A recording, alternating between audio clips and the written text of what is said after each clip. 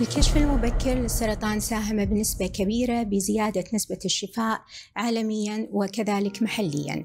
يؤدي الكشف المبكر إلى الاكتشاف المبكر، ويتم اكتشاف الورم بمرحلة مبكرة تستدعي علاج فترة أقصر من لما يتم اكتشافه بمرحلة متأخرة.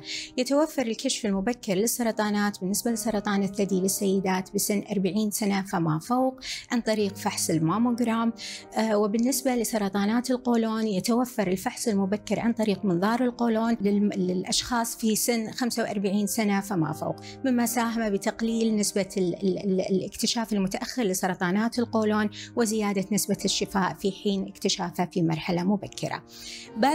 بعض التحاليل أو دلالات الأورام يعتقد البعض أنها تستخدم للكشف المبكر، وهذه المعلومة غير صحيحة، وقد تكون أيضا مضللة بالنسبة للمريض والطبيب، في حين دلالات الأورام تستخدم فقط في متابعة العلاج بالنسبة لبعض الأورام وليست الكل.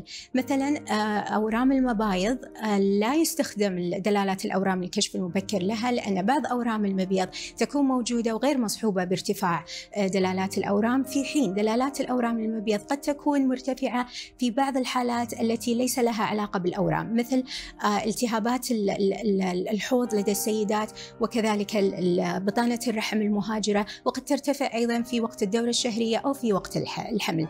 فإذا تم استخدامها كوسيلة للكشف المبكر تكون مضللة للسيدة وكذلك للطبيب.